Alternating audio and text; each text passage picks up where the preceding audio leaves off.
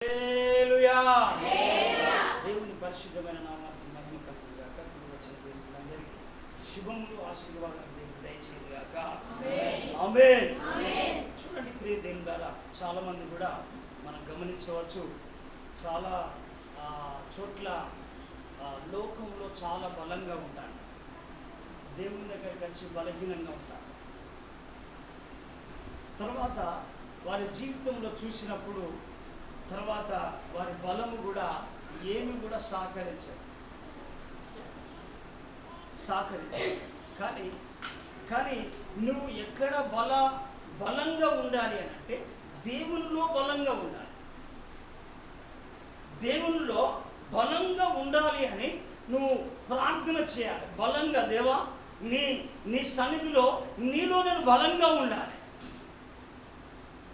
నేను లోకములో ఉంటున్నాను కాబట్టిగా ప్రతి పరిస్థితిని ఎదుర్కోవడానికి, ప్రతి పరిస్థితిని ఎదిరించడానికి దేవా నీలో నేను బలంగా ఉండాలి.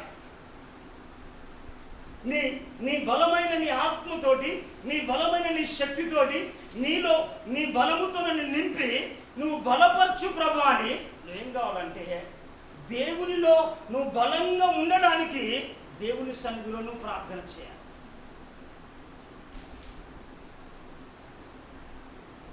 నువ్వు లోకంలో చాలా డబ్బు ఉండి అన్నీ ఉన్నప్పటికీ కూడా, ఎందుకనంటే లోకంలో నువ్వు ఎంత బలము కలిగి ఉన్నా రేపటి దినమున దేవుని ఉగ్రత దినమున నీ ఆస్తి కానీ, నీ బంగారం కానీ, నీ సిరి సంపదలు కానీ నిన్ను ఏనాడు కూడా రక్షించవు.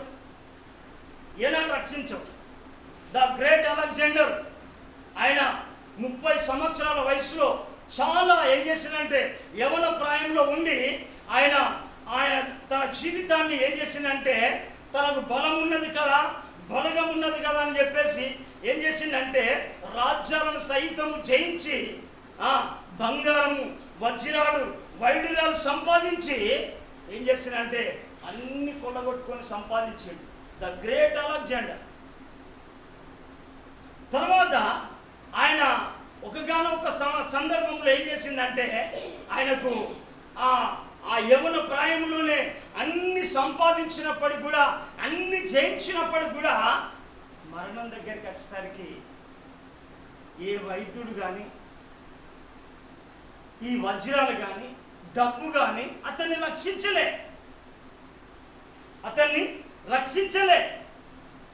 అందుకే గ్రేట్ అలెగ్జాండర్ ఏమన్న మాట ఏంటంటే ఆయన తన వైద్యులతోటి, సైనికులతో చెప్పేశాడు ద గ్రేట్ అలెగ్జాండర్. ఎందుకంటే తల్లి గర్భంలో నుంచి ఒట్టిగానే వచ్చేసాడు, ఎంతో సంపాదించాడు, ఖాళీగా ఒట్టి చేతులతో పోతున్నాడు. సమాధి పెట్టకు, శవపెట్టకి ఏం చేశాడంటే ఆ పెట్టకు 2 అలెగ్జాండర్ చేతులను బయటకు పెట్టండి ఇట్లా చెప్పేసి చేతులు బయటికి పెట్టేసి తీసుకువెళ్ళాడు. అందుకే చూడండి ప్రేమ ఏం కాదు, మనం గమనించండి. నీకు దేవుని ఉగ్రత దినమున ఏది కూడా నేనేం చేస్తానంటే ఏది కూడా నిన్ను కాపాడలేదని బైబిల్ లేఖన భాగాలు సెలవిస్తావు. ఏది కూడా, ఎందుకనంటే రేపు జెఫన్యా గ్రంథంలో ఒక మాట ఉంటాడు చూడండి.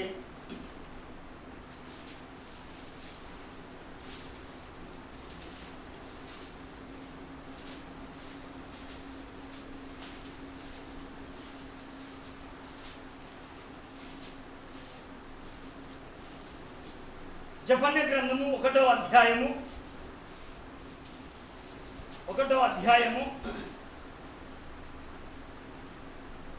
18వ వచనం. యెహోవా ఉగ్రత దినమున తమ వెండి బంగారములు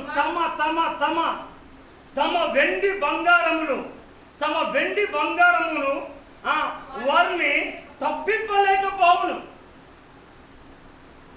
తమ డబ్బు కావచ్చు, నీ బలము కావచ్చు, ఏం చేసిందంటే ఇది ఏనాడు కూడా వారి దేవుని ఉగ్రత దినమున ఏది తప్పించుకోలేవు.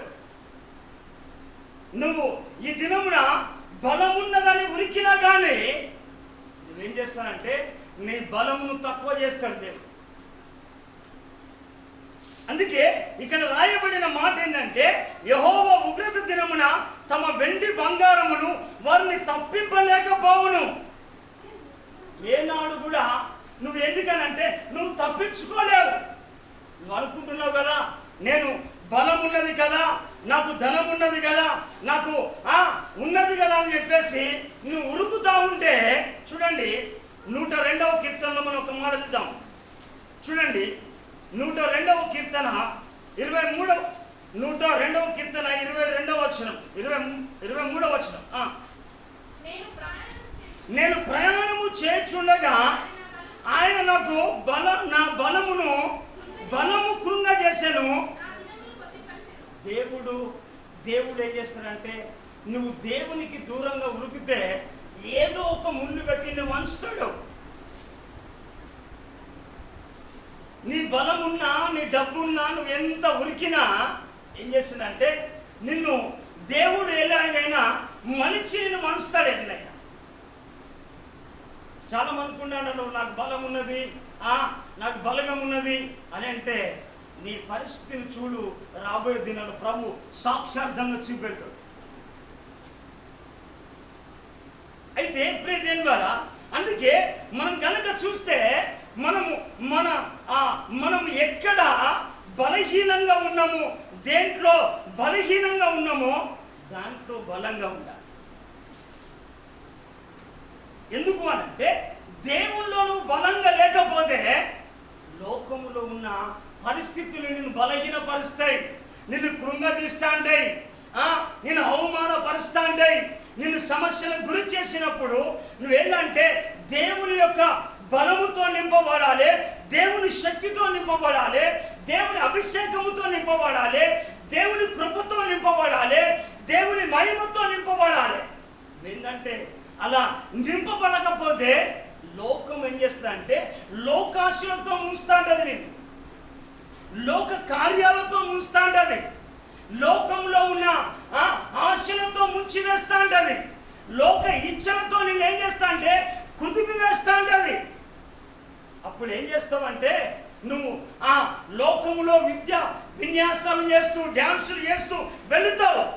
కానీ ఏం చేస్తానంటే నీ బలం ఉన్నదని నువ్వు ఉరికితే దేవుడు నీ బలాన్ని కృంగజేసేవాడు. ఆదిమ కాలంలోనే దేవుడు రాసిండు. ఎందుకు అనంటే మానవుడు ఏం చేసినంటే సర్వ సృష్టి అంతట్లో కూడా ప్రతి పక్షి కానీ, ప్రతి జంతువు కానీ, సూర్యచంద్ర నక్షత్రాలు కానీ దేవుని మాట వింటా ఉన్నాయి. కానీ ఒక మానవుడే దేవుని మాట విన. దేవుడు ఎందుకనంటే వాటిని కలుగునుగా కానీ నోటి మాటతో చేస్తే నన్ను ఏం చేశాడంటే తన హస్తాలతో కష్టపడి చేసింది. ఎందుకనంటే తనతో సహవాసము చేస్తాను, తనతో కలిసి ఉండడానికి, తనతో నడవడానికి నిన్ను కలగజేస్తే నువ్వేం చేస్తా అంటే దేవా అయిపోయింది దేవా, ఆదివారం కాగానే డోరు దాటంగానే గడప దాటంగానే నీ దారి వేరు, నా దారి వేరు. అందుకే ఎందుకు అనంటే నువ్వు దేవుని కుమార్తె అయితే, అందుకే బైబిల్లో రాసిన మాట ప్రకారంగా ఎందుకనంట దేవుని ప్రజలు ఆయన దేవుని మాట వింటారు, దేవుని ప్రజలు కాని వారు దేవుని మాట వినరు. దేవుని ప్రజలు దేవుని మాట వింటారు. అందుకే యోహాను సువార్తలో 5వ అధ్యాయంలో మాట రాయబడిన మాట ఏంటంటే చూడమ్మా, 5వ అధ్యాయము 24వ వచనం. నా మాట విని నన్ను పంపిన వాని యందు విశ్వాసం ఉంచువాడు నిత్య జీవము కలిగిన వాడు. ఎందుకనంటే దేవుడు పంపించిన దైవజనులు మేము ఏదో పుట్టకుట్టికి రాలే, కాలం గడపడానికో కాలక్షేపం చేయడానికి రాలే. ఇక్కడ అనే మాట, నా మాట విని నన్ను పంపిన వాని యందు విశ్వాసం ఉంచువాడు నిత్య జీవం కలిగిన వాడు. వాడు తీర్పులోనికి రాక మరణములో నుండి జీవములోనికి దాటి ఉన్నాడు. నువ్వు దాటిపోతున్నావు అనంటే మరణంలో ప్రవేశించే అవకాశాలు 1,00,000 ఉంటాయి. నీకు లోకంలో ఎన్నో ఉంటాయి. అందుకే దేవుడు ఆదిమలో నుంచే ఎన్నో విషయాలు రాశాడు. చూడండి, ద్వితీయోపదేశ కాండంలో కావచ్చు, తర్వాత లేవియ కాండంలో కావచ్చు, అనేకమైన విషయాలు కూడా దేవుడు ప్రస్తావన చేసినట్టుగా మనం బైబిల్లో ఉండవచ్చు. అయితే చూడండి, బైబిల్ గ్రంథంలో మొదటగా ద్వితీయోపదేశ కాండంలో మనం చూద్దాం. ద్వితీయోపదేశ కాండము 30వ అధ్యాయము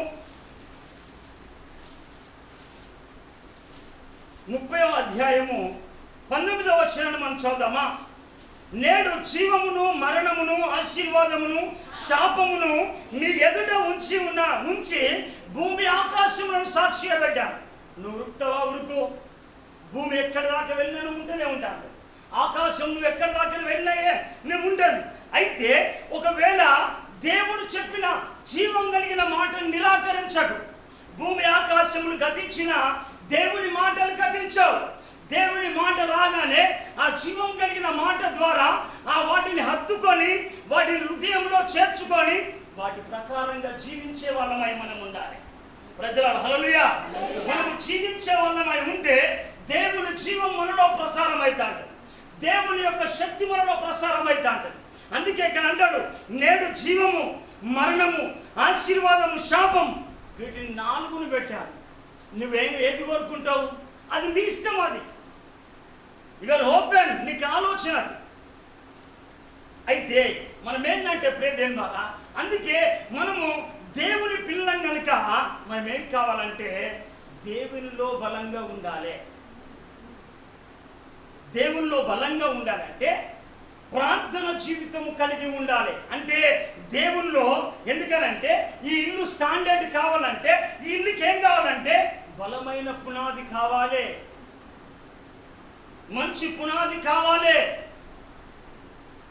మంచి పునాది వేసుకొని వేయాలంటే ఈ పునాది మీద ఈ ఇల్లు కట్టబడాలి. ఈ మంచి స్టాండర్డ్ పునాది లేకపోతే ఇల్లు కూలిపోయే అవకాశాలు ఉంటాయి. నీకు ప్రార్థన జీవితం లేకపోతే లోకంలో కూలిపోతావా, లోకంలో పడిపోతావా, లోకంలో సొమ్మసిల్లిపోతావా, లోకములో అలసిపోతావా, లోకములో కలిసిపోయి దేవునికి దూరం అయిపోయి రేపటి దినమున దేవుని ఉగ్రతను సమకూర్చుకుంటావా మనం గమనించాలి. అందుకే నేడు జీవమును, నేడంటే ఈరోజే, నేడు జీవమును మరణమును ఆశీర్వాదమును శాపమును నీ ఎదుట ఉంచినాను అని దేవుడు నీకు చెప్తా ఉన్నమాట. యవ్వన ప్రాయంలో ఉన్నావు, యవ్వన ప్రాయంలో ఉన్నావు, నీ ప్రార్థన జీవితం ఎంత, నీ వాక్యములో నువ్వు ఎంత ఎదిగావు అనేది దేవుడు కోరుకుంటున్న సత్యం. అది చాలామంది ఎందుకనంటే చాలామంది లోకంలోనే మునిగి తేలుతా ఉన్నారు. అయితే ఇక్కడ చూడండి, ఎందుకనంటే నీ బలం ఉన్నదని ఉరకవచ్చు ఇక్కడ. అందుకే చూడండి, లేవియ కాండం 26వ అధ్యాయం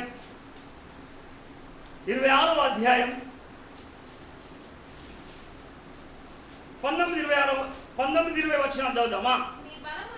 నీ బలమును నీ బల గర్వమును భంగపరిచి, చూడాలి. నేను అనుకున్నా, ఎందుకనంటే మనం అనుకుంటా ఉంటాడు, ఎందుకనంటే తర్వాత ఎందుకనంటే చాలామంది జీవితాల్లో దేవుని మాటని నిర్లక్ష్య పెట్టి నష్టపోతా ఉంటారు.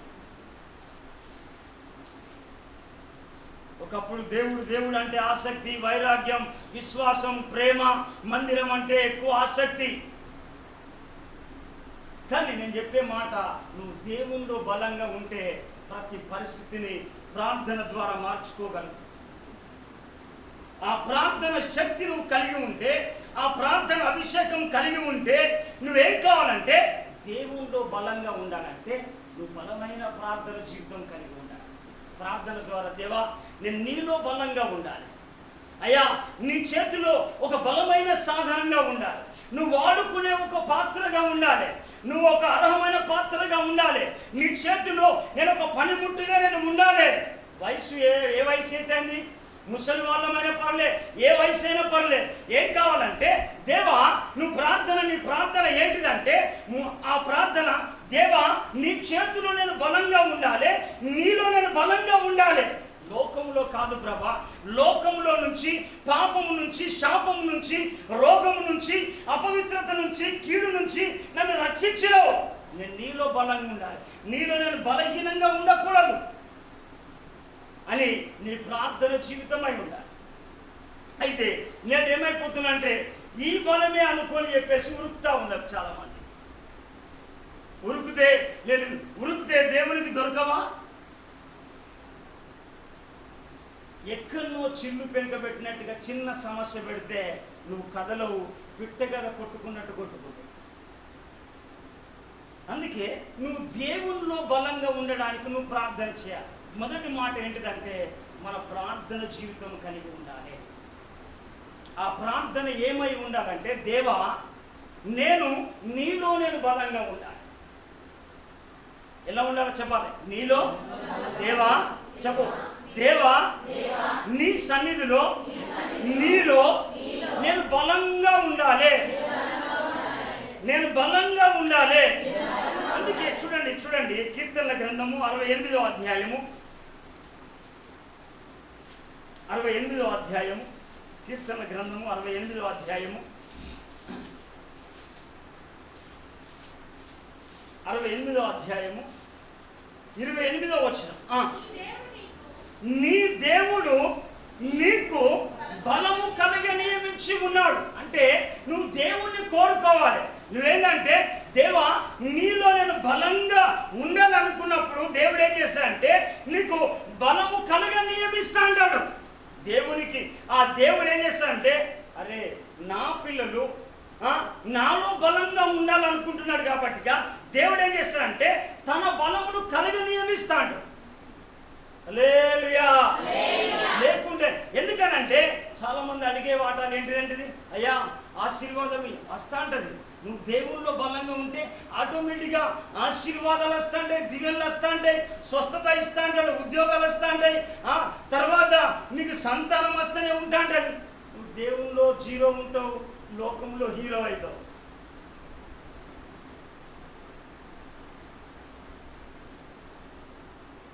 లోకంలో 100 మాటలు మాట్లాడతావు, దేవుని దగ్గరికి వచ్చేసరికి ఒక్క మాట, ప్రభా నువ్వు బలము ధరింపజేసే దేవుడు కదా, అయ్యా బలము నియమించే దేవుడు కదా, అడుగువానికి నిశ్చయంగా ఆయా ఆత్మను అనుగరిస్తానన్నావు కదా ప్రభా, అయ్యా అడుగువానికి నైనా దావీదుకు ఆ ఆత్మ నింపబడిన నాటి నుంచి బలమైన ఆత్మను కుమ్మరించిన కదా, ఆ ఆత్మ బలమును, ఆ ఆత్మశక్తిని, ఆ అభిషేకమును నా పైన నింపు ప్రభా అని నువ్వెందుకు అడగవు? అందుకే అక్కడ మాట ఏంటిదంటే నువ్వు దేవుని ఏంటంటే దేవా నీలో నేను బలంగా ఉండే నీ కృప నాకు దయచేయి, దేవా నీలో బలముగా నీ కొరకు నేను ప్రయాసపడ్డకు, నీ పని చేయడానికి, నిన్ను ప్రకటించడానికి అయ్యా నీ ఆత్మ బలము నాకు దయచేయి, నీ శక్తిని నాకు దయచేయి, నీ అభిషేకం దయచేయి అని నీ ప్రార్థన ఉండాలి. అందుకే అక్కడ అంటాడు చూడండి, నీ దేవుడు నీకు బలము కలిగ నియమించి ఉన్నాడు. దేవా నీవు మా కొరకు చేసిన దాన్ని బలపరుస్తాడు. ఎందుకు అని అంటే నువ్వు అడిగిన దాన్ని ఇచ్చి ఏం చేస్తానంటే నేను బలపరుస్తా అంటాడు, నిన్ను స్థిరపరుస్తా అంటాడు, నిన్ను ధైర్యపరుస్తా అంటాడు, నిన్ను ప్రోత్సాహపరుస్తా అంటాడు.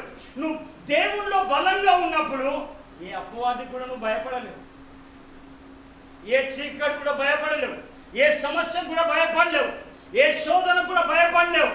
ఎలాంటి దుఃఖాలు వచ్చినా కానీ వాటిని ఒక్క నిమిషంలో కూడా ఎదిరించగలుగుతావు. ఎందుకు అనంటే దేవుల్లో బలంగా ఉన్నావు కాబట్టి, ప్రార్థనలో బలంగా ఉన్నావు కాబట్టిగా నువ్వేం చేస్తావంటే దాన్ని నువ్వు ఎదిరించగలుగుతా ఉంటావు. ఎదిరించే శక్తి ఎలా ఉంటుందంటే దేవుని ఆత్మకు ఉంటుంది.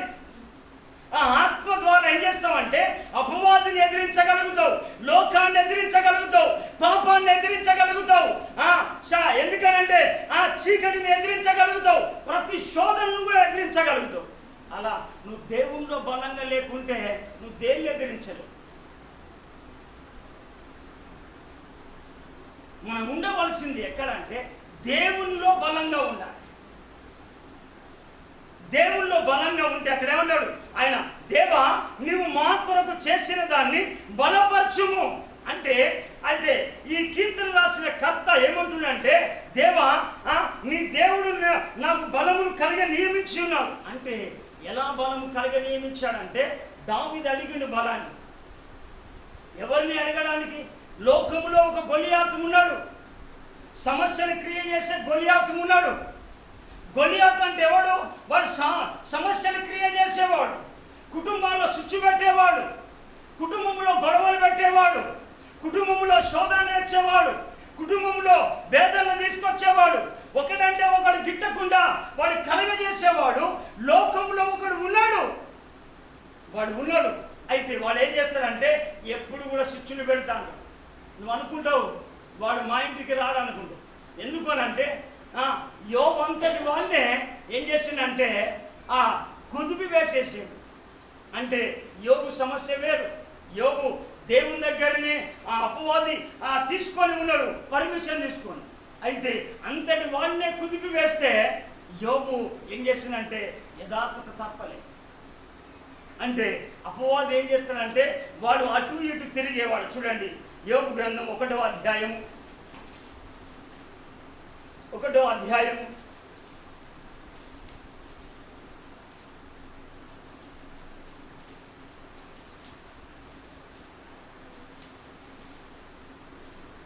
6వ వచనం. దేవదూతలు యెహోవా సన్నిధి నిలుచుటకై వచ్చిన దినం ఒకటి తట్టసించెను. ఆ దినమున అపవాదియగు వాడు, చూడండి వాడు వేస్తూనే ఉంటాడు. వాడు పిలువని పేరు అంటాం, పిలువకుండా కోస్తాడు. కానీ నువ్వేం చేస్తావు అంటే, అందుకే యేసు ప్రభు శిష్యులకు చెప్పాడు, అయ్యా బిడ్డలారా, నా ప్రియమైన బిడ్డలారా అని చెప్పేసి ఏం చేసినంటే, మీరు శోధనలో ప్రవేశింపకున్నట్లు మెలుకోగలిగి ప్రార్థన చేయండి. అంటే నువ్వేం కావాలంటే నువ్వు ప్రార్థనలో బలంగా ఉండాలి. ప్రార్థన ద్వారా దేవునిలో నువ్వేం చేస్తావంటే నువ్వు దేవునిలో బలంగా ఎదగడానికి అవకాశాలు ఉంటాయి. నువ్వు అంటావు పర్లే ఆశీర్వాదం ఈ పిల్లలను కాపాడు అని అంటాడు. ప్రభు నిన్ను కాపాడుతాంటే నీ ప్రార్థనే. బలమైన నీ ప్రార్థన లేకపోతే కాపుదలను కోల్పోతా అంటావు.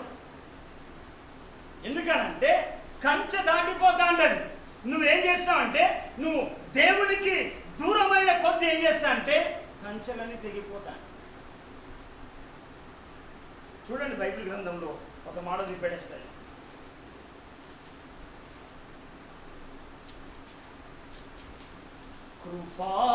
కృపాక్షేమము నీ శాశ్వత జీవము నా జీవిత కాలమంతయు నీవు దయచేయువాడవు.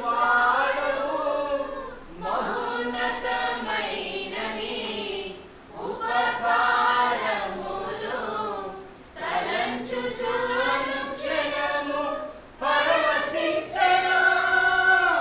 మహోన్నతమైన నీ ఉపకారములు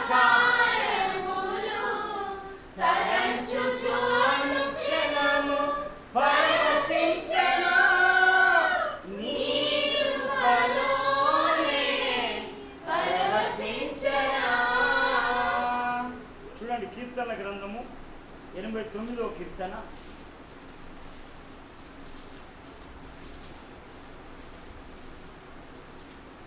40వ వచనం. అతని కంచెలన్నీ నువ్వు తెగొట్టి ఉన్నావు, అతని కోటలన్నీ పాడు చేసి ఉన్నావు. త్రోవును పోరు అందరూ. చూడండి మనం గమనించాలి దేవుని ద్వారా మనం ఎప్పుడు కూడా దేవునిలో బలంగా ఉండాలంటే బలమైన ప్రార్థన, మోకాళ్ళ పైన ప్రార్థన మన జీవితం కలిగి ఉండాలి. ఈ మోకాళ్ళ అనుభవం లేని వాళ్ళను సాతాను ఎప్పుడైనా పడగొట్టే అవకాశాలు ఎక్కువ ఉంటాయి. ఎందుకనంటే సాంసోన్ అంతటి వాణ్ణే పడగొట్టింది. లోకం వైపు తిరిగేసరికి, లోకంలో వెళ్ళేసరికి ఆ సాంసోన్ని బలవంతుడిగా తయారు చేసింది. అయితే మనోడు ఏమనుకున్నంటే వెంటనే ఆ నేత్రాశలో పడిపోయిండు. తర్వాత అందమైన అమ్మాయి ఒళ్ళో పడేసేసేసంటే తన ఆత్మీయ జీవితాన్ని కోల్పోయి, దేవుడిచ్చిన దర్శనాన్ని కోల్పోయి గుడ్డివాడిగా అక్కడ ఏం చేస్తాడు, తిరుగులో పప్పు రుబ్బుతా ఉన్నాడు. శత్రువుల చేతిలో పప్పు రుబ్బుతావు. తర్వాత నువ్వు ఎందుకనంటే నువ్వు దేవుల్లో బలంగా లేకపోతే లోకములో బానిస బతుకుతావు. లోకంలో బానిస బతకవలసి వస్తాను. ఏ విధంగానైనా ఏమైపోతాయంటే నీకు లేమి తయారై పరిస్థితులన్నీ ఏమైపోతాయంటే దేవుని యొక్క ఆశీర్వాదమును దూరం అయిపోయి ఏం చేస్తావంటే తర్వాత ఆఖరికి ఏం చేస్తానంటే ప్రతి పరిస్థితి కూడా నిన్ను ఏం చేస్తానంటే ఇబ్బంది పెడతాను, బాధ పెడతా ఉంటుంది, గాయపరుస్తాను. చిన్న మాట కూడా తట్టుకోలేకపోతాను. పాస్టర్ గారు కూడా మా గుడికి రాలేదని అంటే కూడా నీకు ఆయాసం అవుతాను. ఎందుకు అని అంటే అలా అన్నగారికి ఏమంటే మా బాధ మాకున్నది ఆయగారికి ఏం లేక. అందుకే మనము దేవుల్లో బలంగా ఉండాలంటే ప్రార్థన జీవితం కలిగి దేవా ఆ ప్రార్థన ద్వారా ఆ ప్రార్థన నువ్వు ఎప్పుడు ఏం చేయాలంటే ఎప్పటికీ ఏం కావాలంటే ఒంటరిగా ఎక్కువగా ప్రార్థన చేయాలి. ఒంటరిగా ప్రార్థన చేయాలి. ఒంటరిగా ప్రార్థన చేయాలి. దానియేలు ఎలా చేసుకున్నాడంటే ఆ సింహాల బోన్లు వేసినప్పుడు కూడా, ఎందుకనంటే సింహాలు అక్కడక్కడ ఉంటాయి. ఏం సింహాలు ఉంటాయి? అపవాది గర్జించు సింహం వలె ఎవరిని మృంగుదరని. అందుకే ఆ సింహాన్ని ఏం చేసిందంటే అవన్నీ కూడా నువ్వు అక్కడ సింహాల బోన్లు తయారు చేసినప్పటికి కూడా దానియేలు ప్రార్థన సింహాలు కదిలియలే. ఊరు ఒకటైనా దానియేలు కదిలియలే. ప్రజల హల్లెలూయా. దానియేలు కదిలియలే, సింహాలు కదిలియలే. దానియేలు ఎవరంటే దేవుని చేత ఏర్పాటు చేయబడినవాడు, దేవుని సాధనమైన వాడు, దేవుని ఆలోచన కలిగిన వాడు, దేవుని యొక్క సన్నిధిని అనుభవించేవాడు, దేవుని కృప కొరకు కనిపెట్టుకునేవాడు, దేవుని అభిషేకం కొరకు కనిపెట్టుకునేవాడు. ఎన్ని శాస్త్రాలే రాని, ఎన్ని చట్టాలే రాని అని ఏం కావాలంటే దానియేలు ఒకటే నిశ్చేత, ఒక్కటే ఏం చేస్తానంటే నేను దేవుని మాట తప్ప ఏ రాజు మాట కూడా వినా, నేను ఎవరి మాట వినా. ఎందుకు అనంటే దేవుడే నాకు కావాలి, కాపాడాలి అని అంటే ప్రతి పరిస్థితి నుంచి కాపాడాలంటే దేవుడు తప్ప నన్ను ఎవ్వరు కాపాడలేరని చెప్పేసి ఎన్ని సింహాలు వేసినప్పటికి కూడా దానియేలు ఏం చేసిందంటే నిశ్చేతంగా ప్రార్థన చేసుకుంటూనే ఉంది. హల్లెలూయా. అదే నా వేరే చేసిందా? దానియేలు అదే ప్రార్థన చేశాడు. దానియేలు కదిలించలే, సింహాలు కదిలించలే, వాళ్ళు తీసుకొచ్చిన చట్టం కదిలించలే, శాసనం తీసుకొచ్చి కదిలించలే. ఎంతమంది వ్యతిరేకత చేసినా ఆ దానియేలు కదిలించలే. మరి నిన్ను కదిలించదానంటే నువ్వు ప్రార్థన జీవితం కలిగి ప్రార్థన జీవితం కలిగి ఉంటావు. అందుకే యేసు ప్రభు ఏం చేశాడు? లూకా సువార్త చూడండి, మార్కు సువార్త చూడండి, మార్కు సువార్త 1వ అధ్యాయం, మార్కు సువార్త 1వ అధ్యాయం 35వ వచనం. ఆయన పెందల కాడనే లేచి ఇంకా నువ్వు చాలా చీకటి ఉండగానే బయలుదేరి అరణ్య ప్రదేశముకు వెళ్ళి అక్కడ ప్రార్థన చేయించుండాడు. చప్పట్లు కొట్టి ప్రభువుని కనపడి ఆయన ఏం చేస్తున్నాడే? ఆయన ఇంకా చీకటిగా ఉండలే, పెందల కాడనే లేచి చీకటిగా ఉన్నప్పుడే అరణ్య ప్రదేశములకు వెళ్ళి అక్కడ ఏం చేస్తున్నాడంటే ఒంటరిగా ఏకాంతంగా తండ్రితో గడుపుతా ఉన్నాడు. తండ్రి ఆలోచన తీసుకుంటా ఉన్నాడు. తండ్రి శక్తితో నింపబడతా ఉన్నాడు. తండ్రి అభిషేకంతో నింపబడతా ఉన్నాడు. మరి ఏ అభిషేకంతో నింపబడుతుంది? ఏ శక్తితో నింపబడుతుంది? దానియేలు అదే చేసిండు. ఏం చేసిందంటే ఆ తండ్రి ఏం చేసిందంటే యేసు ప్రభువుకున్న మనసే నా మనసు, యేసయ్య ఆలోచనే నా ఆలోచన. నువ్వే ఆలోచన కలిగి ఉండాలి, నువ్వు యేసయ్య ఆలోచన కలిగి ఉండాలి. దానియేలు యేసయ్య ఆలోచన కలిగి ఉన్నావు. నువ్వేం కావాలి? దానియేలు ఆలోచన కలిగి ఉంటావా? యేసయ్య ఆలోచన కలిగి ఉంటావా? ఈ రెండు ఒక ఆలోచనలు ఒకటే. ఏం చేయాలంటే పెందల కాడనే లేచి మోకరించి అయ్యా నీ కృప నాకు దయచేయి, అయ్యా ఈ దినమంతటికి కావాల్సిన నీ కృప, అయ్యా నీ శక్తి, నీ బలము నాకు దయచేయి, నీ సన్నిధిలో వాక్యం చదివే కృప, ప్రార్థన చేసే కృప, విజ్ఞాపన చేసే కృప, నీ బలముతో నింపు, నీ శక్తితో నింపు అని దేవుని యొక్క బలము దిగొచ్చేంత వరకు కూడా ప్రార్థన చేయాలి.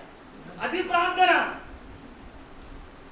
అందుకే దానియేలును ఎన్ని సింహాల బోన్లు పెడితేంది, ఎంతమంది వచ్చేసింది, దానియేలుని కదిలించాలి.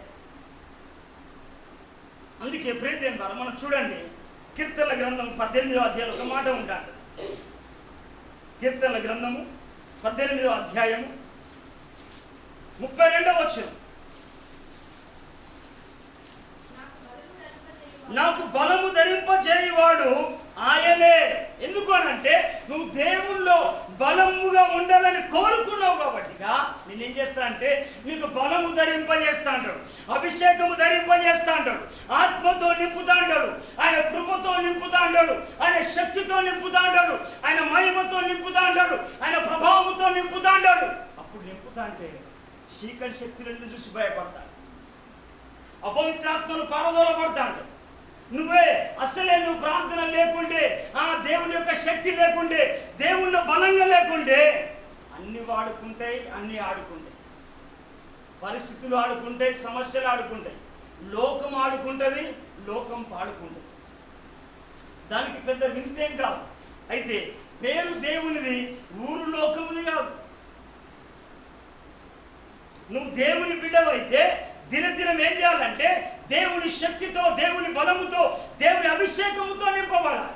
అందుకే అక్కడ అంటారు, నాకు బలము ధరింపజేయువాడు ఆయనే, నన్ను యథార్థ మార్గమును నడిపించువాడు ఆయనే. చెప్పలు కొట్టు ప్రభుని గనక.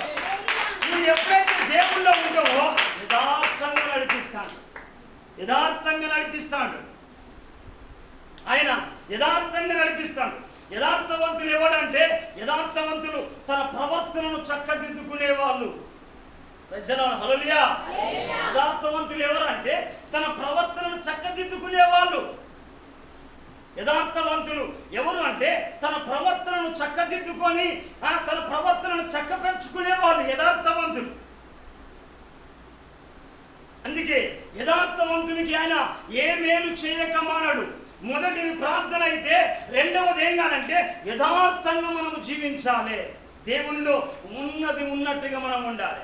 దేవుడు ఎందుకనంటే నీ మాట ఏమంటాడు, యేసు ప్రభుల వారు ఏమంటాడు, నీ మాట అవునంటే అవునై ఉండాలి.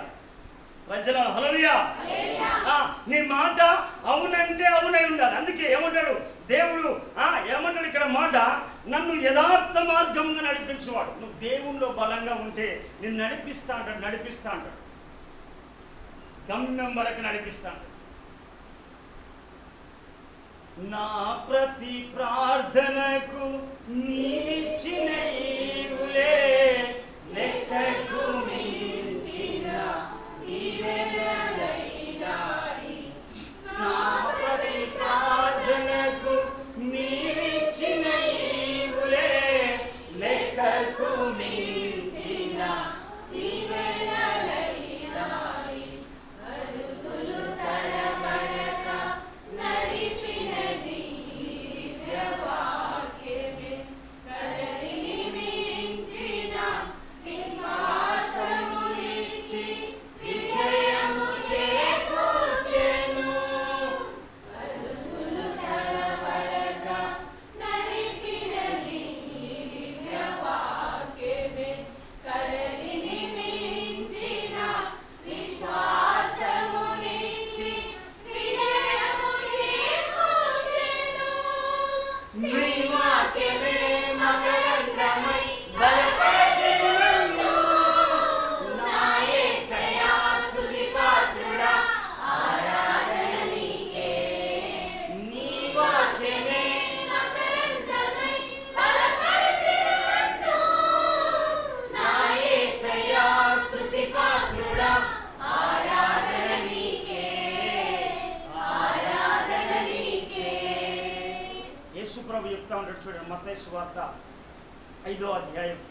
అందుకే యేసు ప్రభు చెప్పిన మాట ఏంటిదంటే నీ మాట అవునంటే అవునై ఉండాలి. వీటికి మించింది ఏంటంటే చూడండి 5వ అధ్యాయము 37వ వచనం. నీ మాట అవునంటే అవునై ఉండవలెను, అవునంటే అవును, కాదంటే కాదు అని ఉండవలెను. వీటికి మించినది దుష్టుడి నుంచి పుట్టేది. అంటే యథార్థంగా మాట్లాడాలి, ఉన్నది ఉన్నట్టుగా మాట్లాడాలి. ఎందుకంటే యథార్థంగా మాట్లాడడము అంత మామూలు విషయమేం కాదు. ఉన్నది ఉన్నట్టు. ఎందుకంటే పౌలు అంటాడు, నేను సత్యం మాట్లాడినందున శత్రువునైతినా అంటాడు పౌలు. అంటే యథార్థవంతులు ఏం చేస్తారంటే తన ప్రవర్తనను చక్కదిద్దుకుంటా అంటారు. అందుకే రూతు ఏం చేసిందంటే బోయాజు దగ్గరికి వెళ్ళినప్పుడు ఏం చేసిందంటే ఆ పొలంలోనికి వెళ్ళినప్పుడు ఏం చేసిందంటే వేరే పొలం వైపు తిరగలే. మార్గం ఒకటే మార్గం, దేవుడు నియమించిన మార్గం, దేవుడు నియమించిన సంఘం, దేవుడిచ్చిన ఉపదేశం, దేవుడిచ్చిన సంఘంలో యథార్థంగా నడవడమే. ఆమె అనుకున్నది ఒకటే ఆలోచన కలిగింది, వన్ వే మార్గం, నాకు ఒకటే మార్గం, వేరే మార్గం లేదని ఒకటే నిర్ణయించుకున్నది. ఆమె ఏమని నిర్ణయించుకున్నదంటే మనం చూడాలి. అందుకే మన జీవితంలో ఎప్పుడు కూడా అవునంటే అవునై ఉండాలి, కాదంటే కాదై ఉండాలి. వీటికి మించితే దుష్టుడిని లోపల పనిచేస్తున్నాడని ఆలోచన. అందుకే మనం రూతు గ్రంథంలో మనం చూద్దాం అన్నమాట. ఆ గ్రంథంలో కూడా చూడండి, చూస్తే అక్కడ ఏం మాట్లాడుతుందో చూడండి. ఆమె బోయాజు పొలంలోకి వెళ్ళినప్పుడు ఆమె ప్రవర్తన ఎలా ఉన్నది, ఆమె ఆలోచన ఎలా ఉన్నది, దేవుడు నడిపిస్తున్న మార్గంలో ఆమె జీవిత విధానం ఎలా కొనసాగుతున్నదో మనం గమనించవచ్చు. రూతు గ్రంథము 3వ అధ్యాయము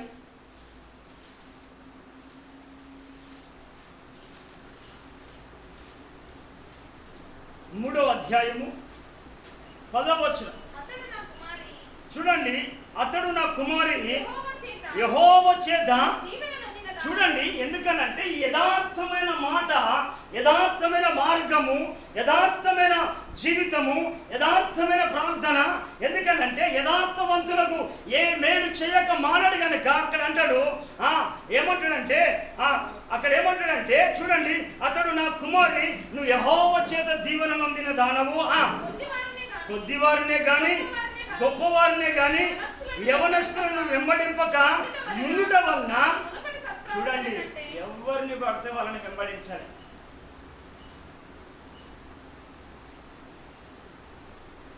ఎటు గాలేస్తే అటు ఉరకలే. ఒకటే మార్గం, యథార్థమైన మార్గం, సత్యమైన దానికి ఒకటే త్రోవ ఉంటాయి, అనేకమైన త్రోవలు లేవు. చాలా మంది జీవితాల్లో అనేకమైన త్రోవలు ఎక్కడ ఉంటారో సుడిగాలి పర్యాటన ఉంటాడు. ఆఖరికి వచ్చినాక మాకు దేవుడు నమ్ముకున్నాం, మాకేం దేవుడు ఏం చేసిండు, ప్రార్థన లేదు. వాస్తవం వాక్యాన్ని చదవరు, దేవుని పిల్లలై ఉండి వాక్యాన్ని చదవరు, దేవుని పిల్లలై ఉండి దేవుని మార్గంలో క్రమంగా నడవరు. అయ్యా మేమేం తక్కువ చేశాము అన్నీ ఏమని అనుకుంటావు. కానీ అక్కడ చూడండి, ఈనాడు ఎందుకనంటే రకరకాల ప్రయాణాలు స్టార్ట్ అయినాయి. మార్గము తప్పి నువ్వు తిరుగుతావు, తర్వాత నువ్వు తిరుగుబిడ్డ ఎంతవరకు తిరుగుతావు తిరుగుమంటాడంటే. బిలాము అన్నాడు వద్దన్నాడు, బిలామును వద్దన్నాడు. బాబు ఆయన బిలాము ప్రవక్త ఏం చేసిందంటే దేవుడు ఏర్పాటు చేసుకున్న రాదు బారాక చేసిండు, అయ్యా ఈ సైన్యాన్ని చెప్పించాలి, బండెడు బంగారం ఇస్తాను. దేవుని అడుగుతా నేను ఇప్పుడు ఏం మాట్లాడలేని చెప్పి మాట్లాడలేని చెప్పేస్తే చెప్పాయా బాబు అని అంటే, బిలాం నువ్వు నా స్నేహితుడు, బండెడు బంగారం నీకు ఇస్తాను. అయితే నేను మళ్ళొకసారి అడుగుతాను, దేవుడు వద్దన్నాడు, మళ్ళా మాట్లాడు, ఒకటేసారి మాట్లాడు. బద్ధం అన్న పని చేయకూడదు. ఎందుకనంటే ఒకటే మార్గాన్ని మనం నిలుసుకోవాలి.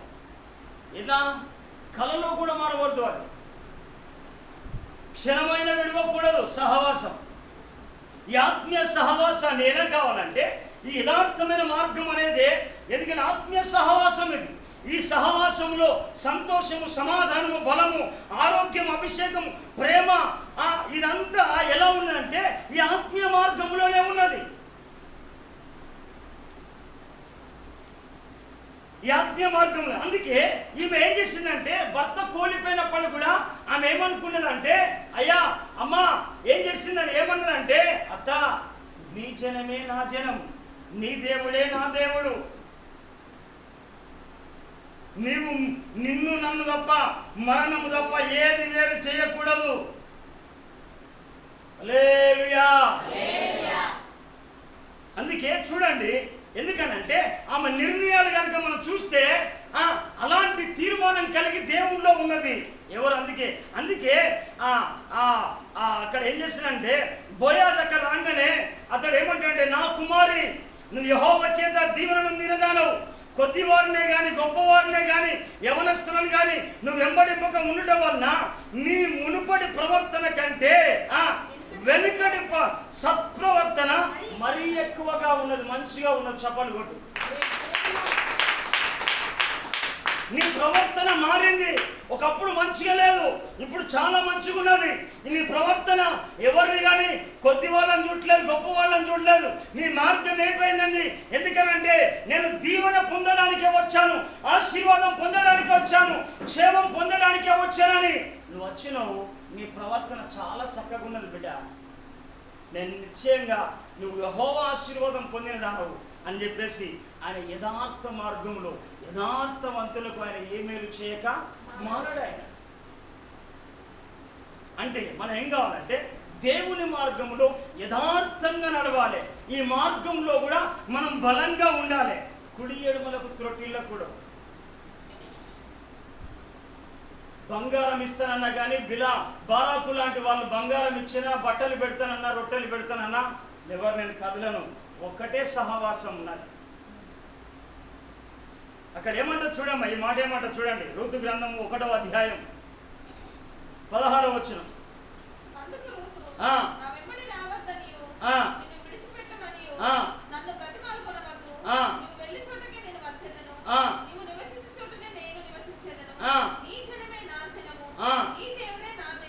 చూడండి ఏమంటున్నాడు. అలాంటి తీర్మానం అసలు యథార్థమైన మార్గం. మొదట ప్రార్థన, రెండవది దేవుని మార్గంలో యథార్థంగా ఉండటం. అందుకే దేవుడు యోబు అంటాడు, ఏం మాట్లాడంటాడు ఒక మాట యోబు గ్రంథంలో, ఆయన యథార్థవంతులను త్రోసివేసేవాడు కాడు. యథార్థవంతులను ఏనాడు కూడా ఆయన దేవుడు త్రోసివేసేవాడు కాడు, దుష్కార్యములు చేసే వాళ్ళని నిలబెట్టాడు. చూడండి యోబు గ్రంథం 8వ అధ్యాయం 20వ వచనం. ఆలోచించుము, దేవుడు యథార్థవంతుని త్రోసివేయడు, ఆయన దుష్కార్యములు చేయువని నిలబెట్టాడు. అందుకే అక్కడ మనం ఇందాక చదివిన 5వ కీర్తన అంటాడు, డాంబికులున్న సన్నిధిలో నిలువలు. అందుకే ప్రియమైన ద్వారా దేవుని యొక్క మార్గం. అందుకే యథార్థవంతులకు ఆయన ఏ మేలు చేయకమానడు. అందుకే మనము దినవృత్తాంతంలో గ్రంథంలో ఏం చేస్తాడంటే ఆయన కనుదృష్టాట ఏం చేస్తాడంటే లోకమంతా సంచారం చేస్తున్నట్ట. ఎవరిని యథార్థవంతులను బలపరచడానికి,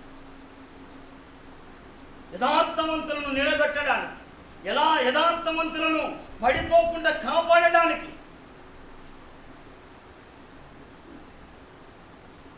యథార్థవంతులు ఎందుకనంటే దేవుని దగ్గరికి వచ్చేసరికి నువ్వు యథార్థంగా ఉండాలి. ఎందుకనంటే దేవుని మార్గంలో కూడా నువ్వు బలంగా ఉండాలి. బండేడు బంగారం ఇస్తానంటే లేదా నాకు వచ్చేసి, ఎందుకనంటే బాబు వల్లంపూర్ వీరనారాయణపూర్లో ఉన్నది మంచిగా 40 కుటుంబాలని, నీకు ఒక మంత్లీ నీకు మంచి ఇస్తా అంటే ఒక ఇల్లు ఉన్నది, తర్వాత ఆ ఇల్లు ఇస్తాం నీకు మంచి కుటుంబాలని, తర్వాత రైతుల నుంచి నీకు మంచి రేషన్ ధాన్యం వస్తుంది. ఇక్కడ ఎందుకయ్యా లేకలే ఇల్లు పెట్టుకొని ఇక్కడ ఎందుకున్నావు, నీకు పెద్ద దర్శనం భారం ఉన్నది, నేను చూసుకుంటాను రా అన్న. నేను స్వార్థపడతాను అయితే నేను పోలేదు వాస్తవం. అందుకే ప్రియమైన యథార్థంగా. అందుకే ఇక్కడ అంటాడు చూడండి, మన బైబిల్ గ్రంథంలో దినవృత్తాంతంలో గ్రంథంలో కూడా చూడవచ్చు మాట, యథార్థవంతులను ఆయన కనుదృష్టాట అంటే ఏం చేస్తాడంటే లోకమంతా సంచారం చేస్తావు.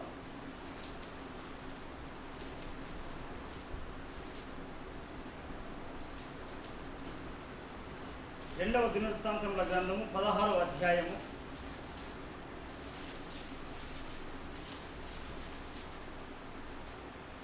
16:9. తన ఎడల ఆ. యథార్థ హృదయం గల వారిని ఆ. బలపరచుటకై ఆ. యెహోవా కనుదృష్టి ఆ.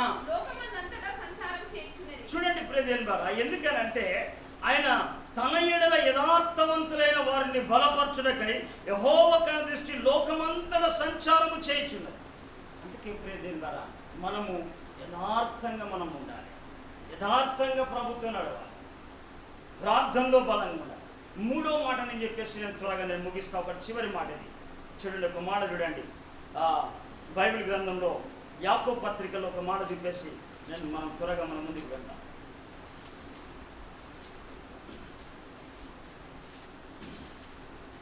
యాకోబు రాసిన పత్రిక 1వ అధ్యాయం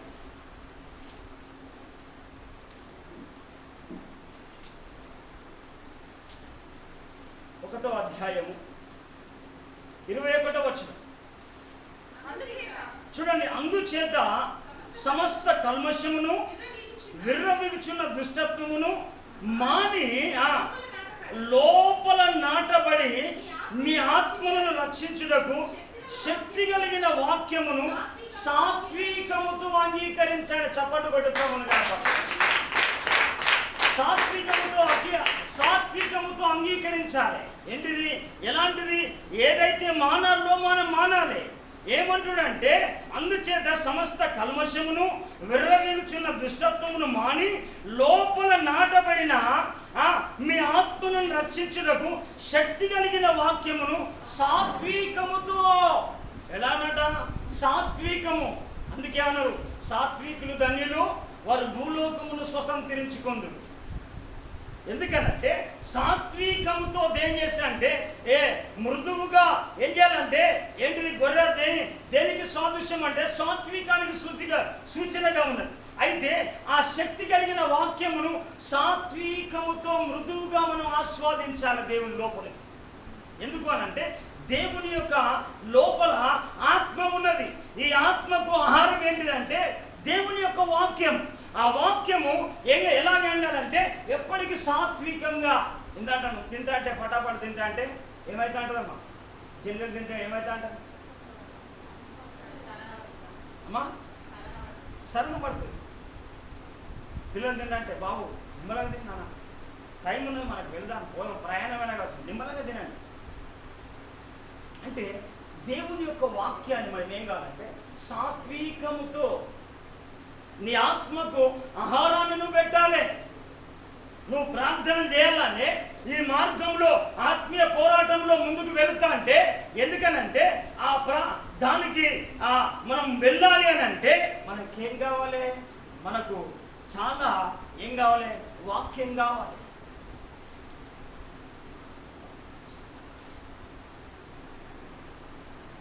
వాక్యం కావాలి. అందుకే అక్కడ ఏమంటారంటే అందుచేత సమస్త కల్మషం, మన లోపల ఏ కల్మషాలు ఉన్నా తీసివేసుకోవాలి. కల్మషాలు తీసివేసి అక్కడ ఏమంటాడు? విర్రవీగుచున్న దుష్టత్వమును తీసివేసి దుష్టత్వమును మాని లోపల నాటబడి మీ ఆత్మలను రక్షించుటకు శక్తి కలిగిన వాక్యము. ఏంటిదట? శక్తి కలిగిన వాక్యాన్ని మనం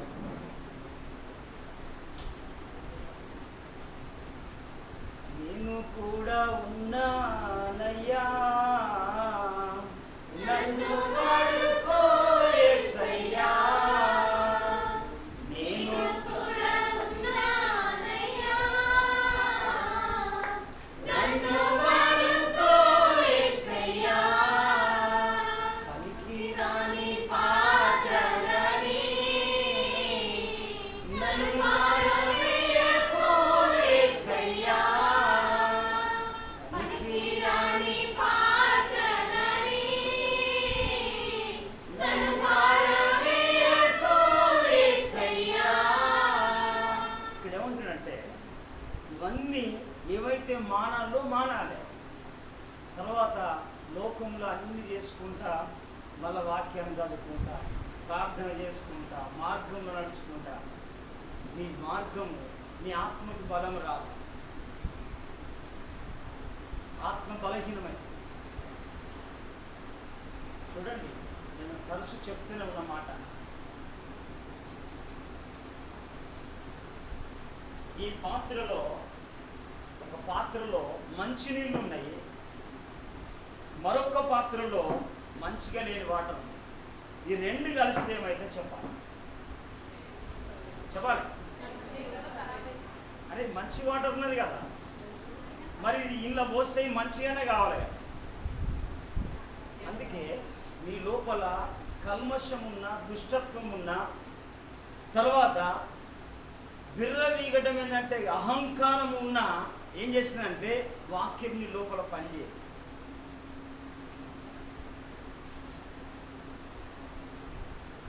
వాక్యం నీకు పనిచేయదు. అందుకే ఎవరి మనసు ఆయన పైన అనుకుంటుందో వాడిని పూర్ణ శాంతి గలవానిగా చేసి నేను కాపాడుతాను. అంటే నువ్వు సాత్వికముతో దేవుని యొక్క వాక్యాన్ని ఆస్వాదించాలి. ఎలాంటి వాక్యము?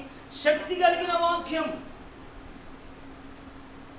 శక్తి కలిగిన వాక్యం ఎక్కడ దొరకదు. మోకాళ్ళ అనుభవంలో నుంచి ఆ కష్టపడి ఉపవాసాల ద్వారా ప్రార్థన చేసే ఈ వాక్యము ఖండించి గద్దించి ఆ ఉపదేశించే ఉపదేశము ఎక్కడ పడితే నీకు అక్కడ దొరకదు. అయితే నీ లోపల ఉన్న ఆ చెత్తనంతా తీసివేసుకొని ఈ సాత్వికముతో దేవుని యొక్క వాక్యాన్ని నువ్వు ఆస్వాదించినప్పుడే దేవుని ఆత్మ బలంగా ఉంటుంది. ప్రజల హల్లెలూయా. ఒక మాట చెప్పేసి నేను ముగిస్తా. చూడండి, ఒక మాట చూడండి. ఎజ్కేల్ గ్రంథము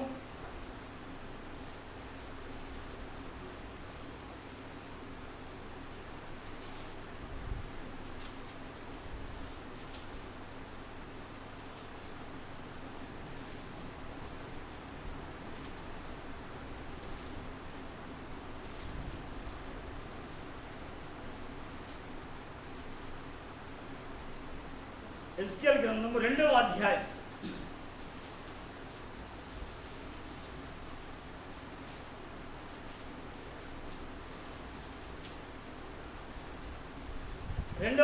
8వ వచనం.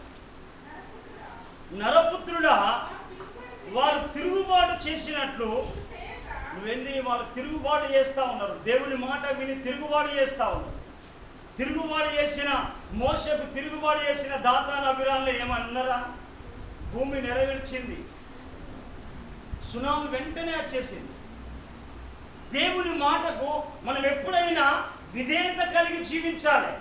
అక్కడ అంటాడు, నరపుత్రుడా, వారు తిరుగుబాటు చేసినట్లు నువ్వు చేయక నేను నీతో చెప్పు మాటను విని నోరు తెరిచి నేనిచ్చు దాన్ని భుజించు అని చెప్పాను.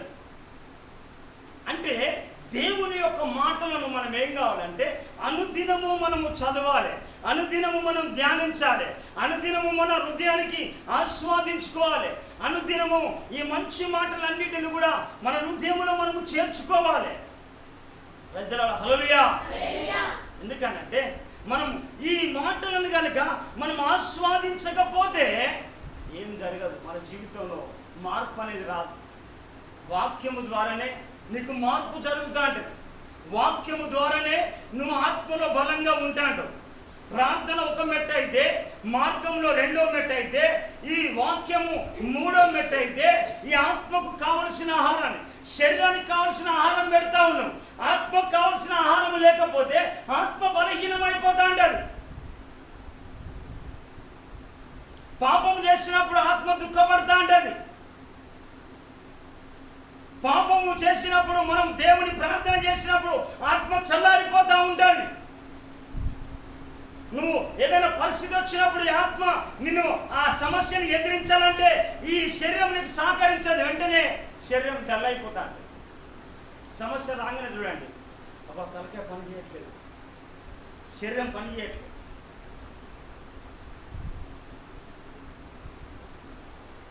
అని మనం ఏం పోతామంటే నీరసించిపోతాం. ఎందుకంటే దేవుని ఆత్మకు కావాల్సింది ఏంటంటే వాక్యం. వాక్యం ఆ వాక్యం ఎందుకనంటే ఆ వాక్యము ద్వారా, ఎందుకనంటే ఆ వాక్యం వాళ్ళు తిరుగుబాటు చేసిండు అంటే దేవుని మాట వినట్లేదు. తిరుగుబాటు అంటే వినకపోవడము, వాక్యానికి లోబడకపోవడము, వాక్యానికి విధేయత చూపించకపోవడము, వాక్యాన్ని చేర్చుకోకపోవడము, వాక్యాన్ని వినియోగించుకోకపోవడము, వాక్యాన్ని పక్కన పెట్టడము, అది తిరుగుబాటు జీవితానికి సూచన. అభిషాలం తండ్రి రాజ్యాన్ని సాధించుకోవాలని తిరుగుబాటు చేసిండు. అభిషాలమే బ్రతికిండా? తిరుగుబాటుదారుడు ఎప్పుడైనా కానీ చెయ్యి విడిచినట్టే ఉంటాడు. అందుకే మనం కూడా వాక్యాన్ని మనం ఎప్పుడు కూడా చేర్చుకొని ఆస్వాదించుకొని వాక్యానుసారంగా మనం జీవించాలి. అందుకే ఈ వాక్యము గనుక మనం చూసిన తర్వాత, ఈ వాక్యము తర్వాత మాట్లాడినాక మనం పోతే చూడండి, ఇక్కడ ఇంకొక మాట చూడండి. ప్రేదేన్ ద్వారా చూడండి, 3వ అధ్యాయము 24వ వచనం మనం చదువుదామా?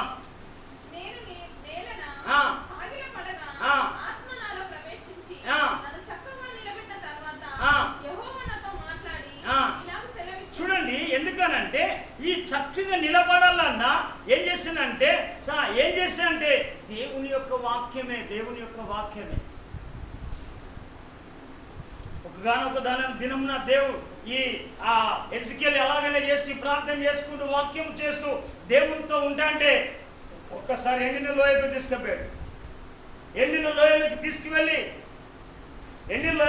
తీసుకువెళ్ళి ఓ నరపుత్రుడా, ఈ బ్రతకగలవా అని దేవుడు అడిగాడు. అయ్యా ఎమ్మోనయ్యా అని అంటావు. అయ్యా ఎమ్మో అని అంటే నువ్వే చెప్పు అని అంటావు. చూడండి, ఒక మాట చెప్పేసి నేను ముగిస్తా. చూడండి, ఎజికేల్ గ్రంథము